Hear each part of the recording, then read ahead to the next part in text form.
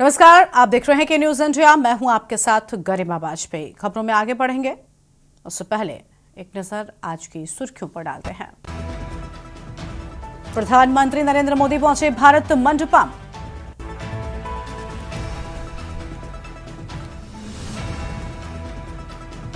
CM आतिशी ने crowd funding campaign किया launch. 40 lakh चंदा मांगा। Crowd funding campaign launch. BPSC protest को लेकर पटना समेत कई जिलों में पप्पू यादव के समर्थकों ने किया बवाल। प्रदर्शनकारियों ने समस्तीपुर में ट्रेन भी रोकी। छत्तीसगढ़ में नक्सली मुठभेड़। बीजापुर में सुरक्षा बल और नक्सलियों में मुठभेड़। 3 नक्सली ढेर। रुक रुक कर जारी गोलाबारी। असम खदान रेस्क्यू 7वां दिन। 5 मजदूर अब भी फंसे। कल तक 4 मजदूरों के शव मिले। खदान में पानी का लेवल 15 मीटर घटा।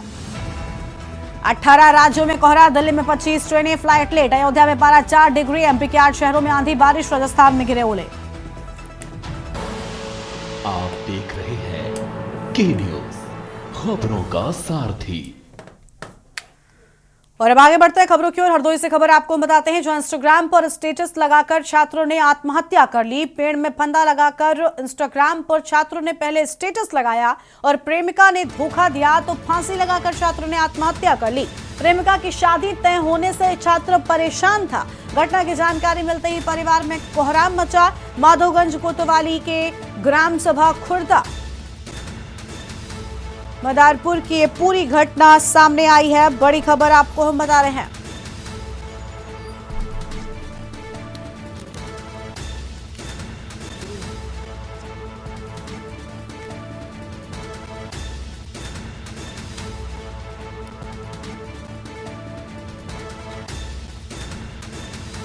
घटना की जानकारी मिलते ही परिवार में कोहराम मचा। बड़ी खबर आपको हम बता रहे हैं। और माधोगंज कोतवाली की ग्राम सभा खुर्दा मदारपुर की ये पूरी घटना सामने आई है। बड़ी खबर आपको हम बता दें।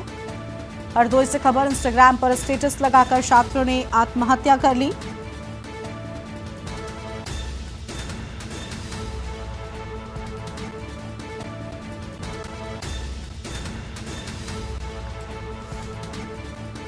प्रेमिका की शादी तय होने से परेशान था छात्र।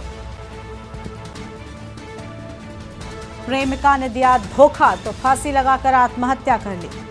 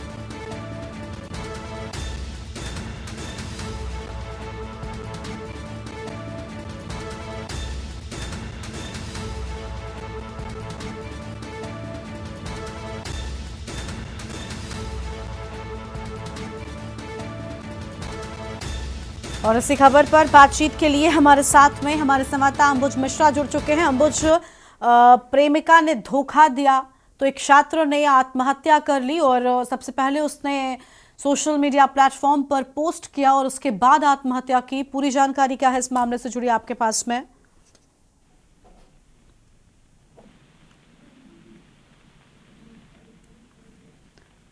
अंबुज, आवाज मिल रही है आपको हमारी?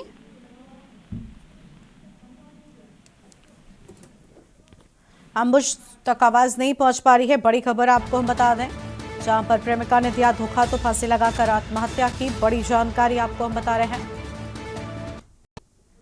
दिल्ली के विधानसभा चुनाव में बीजेपी ने अपनी दूसरी लिस्ट में बल्ली मारान सीट से भी कैंडिडेट उतार दिया है। इस सीट पर बीजेपी ने बल्ली मारान क्षेत्र के एक वार्ड से अपने पार्षद कमल बागड़ी पर दांव खेला। कमल बागड़ी लंबे समय से बीजेपी नेता के तौर पर बल्ली मारान क्षेत्र में सक्रिय हैं। बीजेपी ने कमल बागड़ी को टिकट देकर बल्ली मारान सीट पर मुकाबला कड़ा कर दिया। विशेष संवाददाता अखिलेश सिंह ने बीजेपी के बल्ली मारान विधानसभा क्षेत्र से कैंडिडेट कमल बागड़ी से खास बातचीत की है, ये आपको दिखाते हैं। भारतीय जनता पार्टी ने दिल्ली विधानसभा चुनाव में बल्ली मारान दिल्ली की विधानसभा क्षेत्र से कमल बागड़ी को मैदान में उतारा है।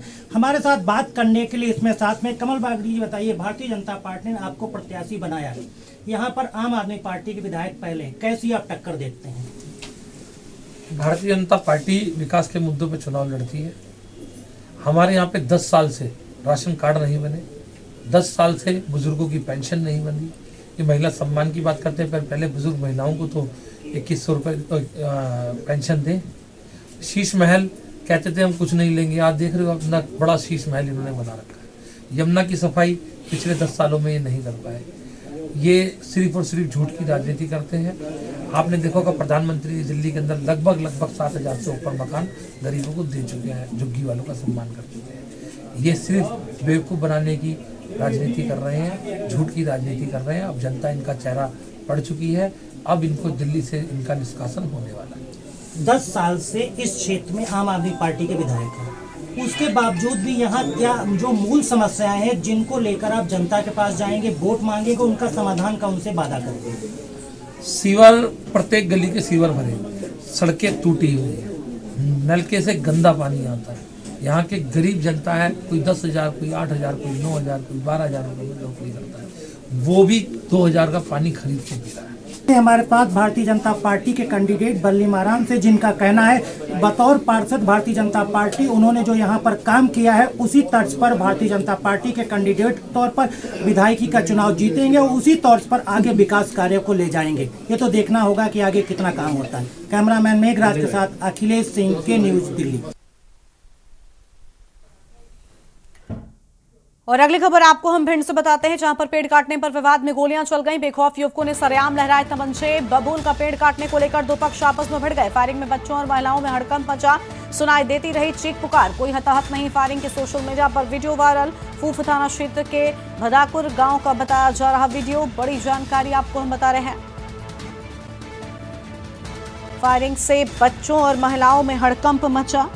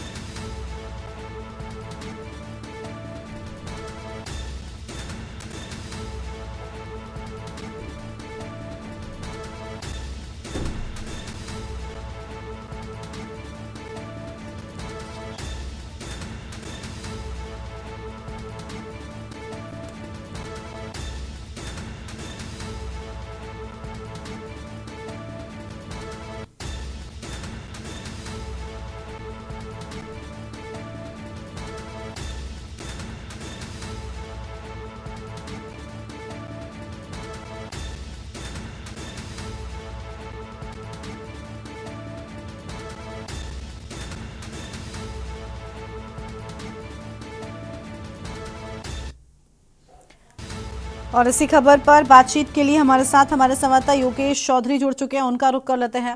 योगेश, पूरा मामला क्या है? पेड़ काटने पर गोलियां चल गई, विवाद हो गया, विस्तार से बताएं। जी, भराकोर गांव की घटना है। ये बबूल काटने पर विवाद हुआ, जिसमें एक कट्टा से फायर करता हुआ एक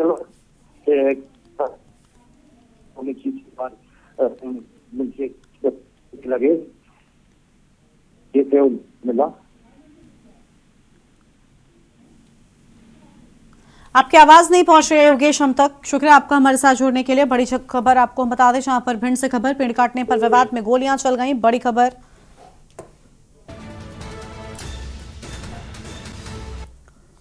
मोगा पुलिस को आपको बता दें, शरारती तत्वों पर लगातार शिकंजा कसा जा रहा है पुलिस की ओर से। वहीं गुप्त सूचना के आधार पर मोगा जिला के गांव कबूरे के रहने वाले 2 आरोपियों को 2 देसी पिस्तौल, 315 बोर और 2 जिंदा कारतूस के साथ गिरफ्तार कर लिया गया है। थाना मेहना में 2 आरोपियों पे असला एक्ट के तहत मामला दर्ज कर लिया गया है।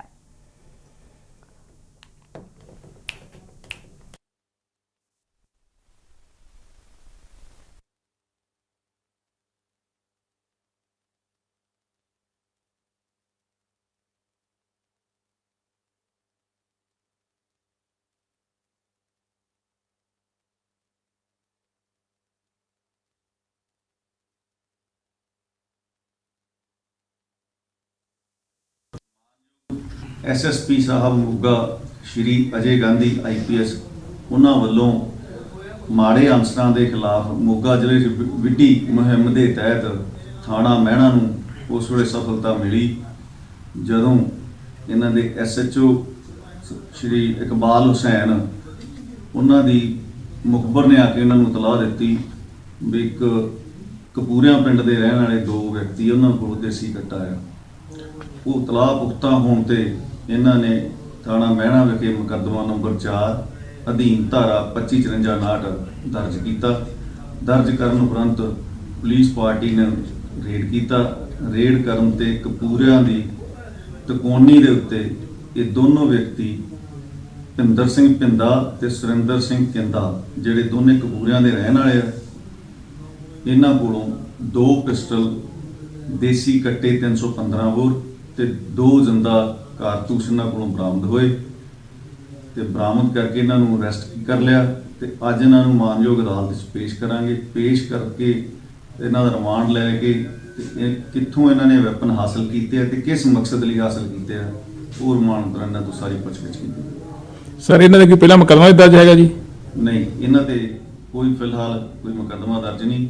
ਇਹ ਦੋਨੇ ਪਿੰਡ 'ਚ ਇੱਕ ਭਿੰਦਰ ਸਿੰਘ ਜਿਹੜਾ ਮੁਰਗੀਖਾਨੇ ਤੇ ਲੱਗਿਆ ਹੋਇਆ ਤੇ ਦੂਜਾ ਰੰਗ ਦਾ ਕੰਮ ਕਰਦਾ। ਇਹਨਾਂ ਸਰ ਕੋਈ ਵਾਰਦਾਤ ਕਰਨੀ ਸੀ ਮੋਗੇ ਜੀ? ਇਹ ਰਿਮਾਂਡ 'ਚ ਪੁੱਛਾਂਗੇ ਵੀ ਇਹ ਕਿੱਥੋਂ ਲਿਆਂਦਾ ਤੇ ਕਿਸ ਮਕਸਦ ਲਈ ਇਹਨਾਂ ਨੇ ਇਹ ਆਪਦੇ ਕੋਲੇ ਰੱਖੇ ਆ। अगली खबर सिरसा के डबवाली क्षेत्र से है, जहां पर लंबी गांव के बाशिंदे गांव के अंदर काटी गई नई कॉलोनियों में नशे का अवैध कारोबार संचालित होने का आरोप लगा रहे हैं। ग्रामीणों का आरोप है कि समाज खासकर युवाओं को बर्बादी की ओर ले जा रहे नशे के अवैध धंधे पर प्रशासन रोक नहीं लगा रहा है। इन काटी जा रही कॉलोनियों में बाहरी लोग 40-40 हजार रुपए में प्लॉट दे रहे हैं। नए आबाद हो रहे लोग यहां नशा बेचते हैं, इसलिए कॉलोनियों के आसपास शराब की बोतलें व सिरिंज सहित नशेबाजी में इस्तेमाल अन्य चीजें बिखरी पड़ी रहती हैं।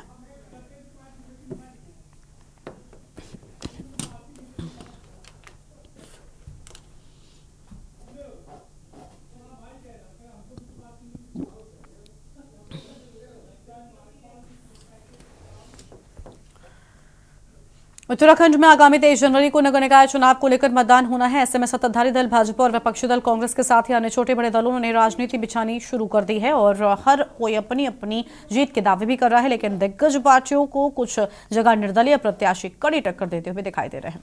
रिपोर्ट देखिए।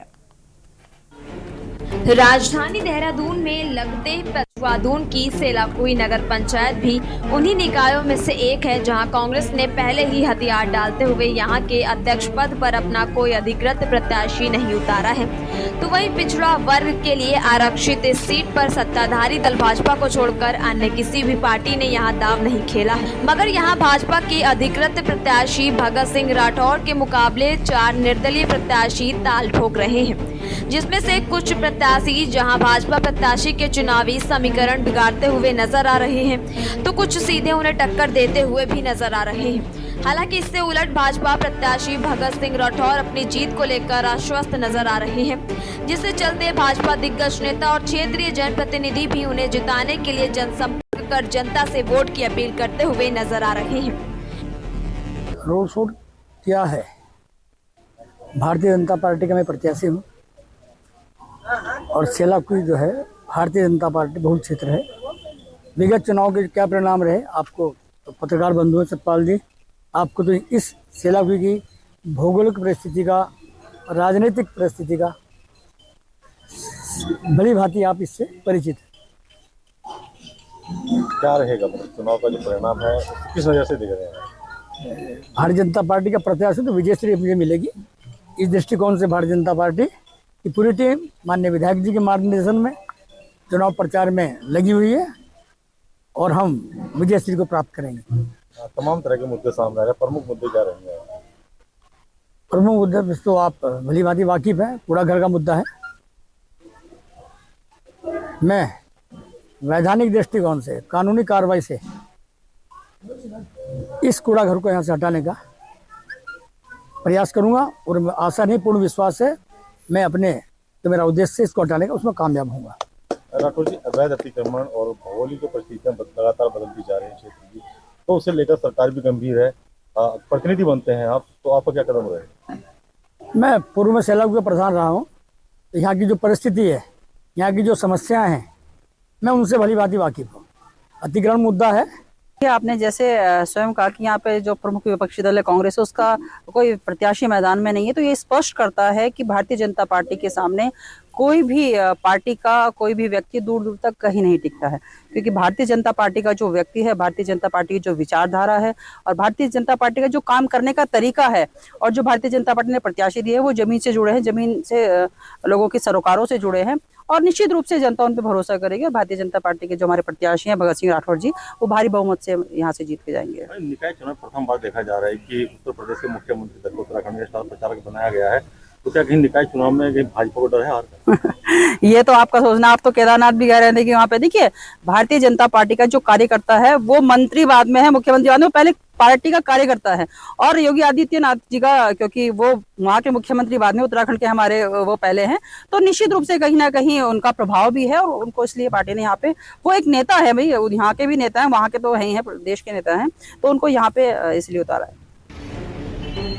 बता दें कि करीब 15,000 मतदाताओं वाली ये नगर पंचायत करीब 8 साल पहले अस्तित्व में आ गई थी, लेकिन राजनीतिक कारणों और चुनावी प्रक्रिया के चलते बीच मझधार में फंसे इस नगर पंचायत में पहली बार चुनाव होने जा रहे हैं, जिसके चलते चुनाव मैदान में उतरे प्रत्याशी यहाँ की चेयरमैन सीट पर कब्जा करना चाहते हैं। देखो, मेरे साथ जनता का प्यार है और मैं डोर टू डोर जैसे जा रहा हूँ, मुझे जनता का, मेरी माताओं का, मेरे बुजुर्गों का मुझे बहुत अच्छा आशीर्वाद मिल रहा है। मेरे दोस्त मेरे साथ हैं। तो क्या रहेगा कि बहुत भारी भरकम दल से आपका जो सामने है? मेरे साथ कोई भारी भरकम का मुकाबला नहीं है, ये सीधा डायरेक्ट मेरे साथ जो यार दोस्त हैं मेरे, उनके साथ मुकाबला है। क्या लगता है आपको परिणाम क्या रहेगा? परिणाम अच्छा रहेगा। क्या मुद्दे रहेंगे पत्नी आपको? सबसे अहम मुद्दा रहेगा मेरे पास कूड़ा घर का, जिस पर हमें सबसे पहले काम करना है। उसके बाद बहुत जगह, जैसे अभी आप जहाँ खड़े हुए हैं, यहाँ पे जल भराव का बहुत समस्या है, रोडों पे स्ट्रीट लाइटों की बहुत समस्या है। जो हमारी नई युवा पीढ़ी है वो नशे के उसमें जा रही है, उसे रोकना, शिक्षा में काम करना। जैसे हम डोर टू डोर जा रहे हैं, जनता का इतना समर्थन और प्यार मिल रहा है, इनका हम तहे दिल से बड़े शुक्रगुजार करते हैं। और देखिए, इनका आशीर्वाद रहेगा, सभी का साथ रहेगा, तभी सबका विकास होगा। क्या विशेष मुद्दे मानते हैं, क्या समस्याएं मानते हैं? देखिए, समस्याएं तो काफ़ी नज़र आ रही हैं। जैसे देखिए, सड़क की समस्या है, हर कोई सड़क, लाइट की तो मांग करता ही है, लेकिन विशेष मुद्दे जैसे ये कूड़ा घर हो गया, इससे हमारा जल भी दूषित हो रहा है, वायु दूषित हो रही है, सांस लेने में बड़ी दिक्कत है। तो सबसे अहम मुद्दा हमारे लिए ये रहेगा और हम जनता से भी अपील करते हैं उनके साथ लग के हमारे भाई को विजय बनाए, ताकि हम इस मुद्दे को जल्द से जल्द यहाँ से हटाने का प्रयास करें सरकार। एजुकेशन हब और औद्योगिक क्षेत्र के रूप में जानी जाने वाली सेलाकुई नगर पंचायत के अध्यक्ष पद की इस जंग में दिलचस्प तो ये है कि इस बार अध्यक्ष पद पर एक पार्टी प्रत्याशी और 4 निर्दलीय प्रत्याशियों में से 1-2 पूर्व ग्राम प्रधान, 1 पूर्व जिला अध्यक्ष सदस्य, 1 पूर्व बीडीसी और 1 समाज सेवी चुनावी रण में ताल ठोकते नजर आ रहे हैं, जिनकी अपने अपने क्षेत्रों और समर्थकों के बीच सीधी पकड़ है, जिसमें कौन किस पर भारी पड़ता है ये देखना दिलचस्प होगा।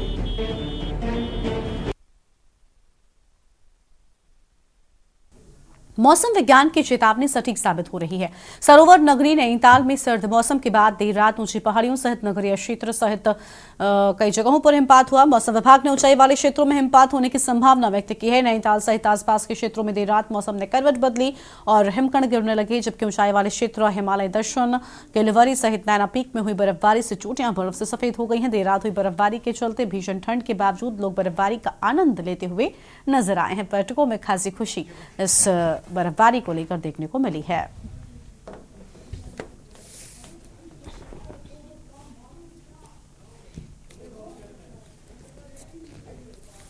बहुत ही प्यारा लग रहा है। यहाँ पे इतनी ज्यादा बर्फ पड़ी है कि जिंदगी का मजा ही आ चुका है। यहाँ पे जो सोच का है वही साल की पहली हुआ है, साल की पहली बर्फ है। नए साल का तोहफा कुदरत का। बढ़िया, बहुत बढ़िया, मजा आ रहा है यहाँ पे। ऐसा लग रहा है कि नया साल ही मना रहे हैं। नया साल ही हो गया, नए साल में बहुत ज्यादा मजा आ रहा है यहाँ पे। यहाँ पे इधर देखो, एक मैजिक हो गया हम लोगों के साथ में। बहुत अच्छा लगा, बहुत अच्छा फील हुआ, बहुत ज्यादा।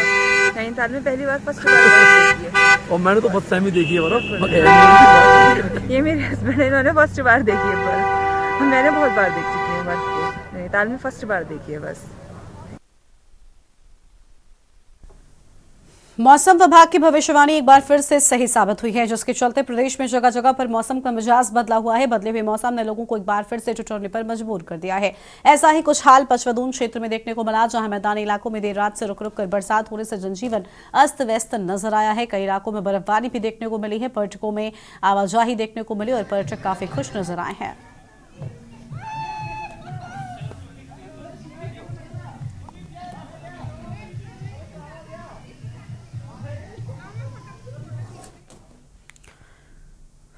राजधानी देहरादून में आज प्रथम अंतर्राष्ट्रीय प्रवासी उत्तराखंडी सम्मेलन आयोजित किया गया। मुख्यमंत्री पुष्कर सिंह धामी की पहल पर आज 17 देशों में रहने वाले उत्तराखंडी एक साथ जुटे। सम्मेलन में उत्तराखंड में निवेश की संभावना, हॉस्पिटैलिटी, वेलनेस, कौशल विकास, प्रदेश में रोजगार, उच्च शिक्षा के साथ ही उद्यान, जड़ी बूटी में संभावना विषय पर पैनल डिस्कशन भी किया गया। हजारों लाखों उत्तराखंडी प्रवासी भाई, सबसे पहले तो ये प्रवासी अंतर्राष्ट्रीय प्रवासी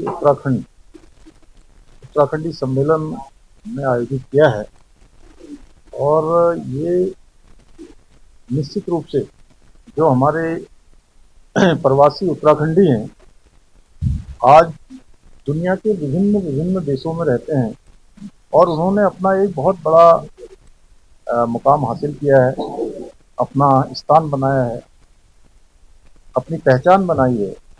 अनेक अनुभव उन्होंने प्राप्त किए हैं। उनके अनुभवों का लाभ उनके पैतृक स्थानों को मिलेगा, उनके पैतृक राज्य को मिलेगा। हमने उनके अंदर एक भाव देखा है अपनी संस्कृति के प्रति, अपनी मिट्टी के प्रति एक उनका जुड़ाव है। और हमने पिछले नवंबर माह में 2024 में देश के अंदर रहने वाले जितने प्रवासी हैं जो विभिन्न राज्यों में निवासरत हैं उन सबका भी सम्मेलन किया था और बड़ी संख्या में देश के अंदर रहने वाले प्रवासियों ने भी इसमें भाग लिया। और मुख्यमंत्री पुष्कर सिंह धामी जी का बहुत बहुत आभार और धन्यवाद पूरी टीम को देना चाहता हूं कि वो हर काम में पहले तो हैं ही, लेकिन उत्तराखंडी सम्मेलन कराने वाले वो पहले इस प्रदेश में पहले मुख्यमंत्री है और ये सफल आयोजन उन्होंने किया है। और मैं यूएई से आया हूँ, दुबई में रहता हूँ पिछले 16 साल से। मैं मूलतः पिथौरागढ़ बेरीनाग जिले से गांव है मेरा और मेरे दादाजी स्वतंत्रता सेनानी थे। 2 मेरे घर से स्वतंत्रता सेनानी हैं और मेरे माता पिता दिल्ली में रहते हैं। और मैं पिछले 12 साल से दुबई में जो समाज सेवा करी है, मैं 10,000 से ज़्यादा विदेश में जो भारतीय लोग फंस जाते हैं उनको निकालने में सक्षम हुआ। जैसे आपने देखा होगा जो रशिया यूक्रेन वार में जो उत्तराखंड के जो लोग आए थे 12-13, उनको भी निकालने में मेरी अहम भूमिका रही है वहाँ की लोकल अथॉरिटी से और उनसे। सबसे पहले तो मैं आप सबको जय हिंद, जय भारत, जय उत्तराखंड। और ये जो प्रवासी सम्मेलन जो हो रहा है इंटरनेशनल लेवल पे, पहली बार मैं आदरणीय रेस्पेक्टेड मुख्यमंत्री जी श्री पुष्कर सिंह धामी जी का बहुत बहुत तहे दिल से धन्यवाद करता हूं। उनकी टीम का, सरकार का, हमको यहाँ पर बुलाने से लेके अरेंजमेंट जो हमारा वेलकम किया गया उसके लिए हम so honoured and grateful from the government of Uttarakhand. And जैसे आपका सवाल जो था, इसमें डेवलपमेंट्स के लिए सरकार बहुत अच्छे काम कर रही है। मैं अगर व्यक्तिगत तौर पर बात करूँ तो इसमें काफ़ी डेवलपमेंट हो रहे हैं। डेवलपमेंट इन द सेंस जो कानून से आए हैं उससे मैं बहुत इम्प्रेस्ड हूँ। बहुत हम लोग विदेश में देखते हैं कि हमारी एक उत्तराखंड का नाम लेते ही लोग हमें एक देवभूमि के नज़रिए से देखते हैं। हमें कहते हैं कि ये लोग देवभूमि से हैं, तो हमारी एक अलग से इज्जत होती है। तो हम शैलेंद्र सिंह नेगी हैं, मैं चंबा टिहरी गढ़वाल से हूँ और मैं लगभग 29 साल से दुबई में बेस हूँ। जैसे कि गिरीश भाई हमारी टीम से और विनोद जेठड़ी, तो हम तकरीबन 20-22 साल से हम लोग यही सारे प्रयास कर रहे हैं। जैसे कोविड में तो आपको पता होगा हमारे उत्तराखंड के सबसे ज़्यादा जो लोग हैं वो होटल इंडस्ट्री में है या रेस्टोरेंट में। तो ड्यूरिंग कोविड मेरे लिए ये बहुत ही सौभाग्य की बात है कि मैंने ये सम्मेलन में इनवाइट मिला और माननीय मुख्यमंत्री जी ने हमें यहाँ पे बुलाया और हमें शामिल किया। मैं करंटली यूएई में एमिरेट्स एयरलाइंस में कार्यरत हूँ और मेरा यहाँ पे आना मेरे लिए ये एक इंस्पिरेशन है कि मैं भी अपने, जैसे मैं जिस इलाके से मैं हूँ, मैं चमोली गढ़वाल से हूँ, जहाँ पे कि लड़कियों की शिक्षा का बिल्कुल भी साधन नहीं था। लेकिन बीइंग लाइक मेरे फादर टीचर थे तो उन्होंने हमेशा से प्रेरित किया कि लड़कियों की शिक्षा बहुत इंपॉर्टेंट है।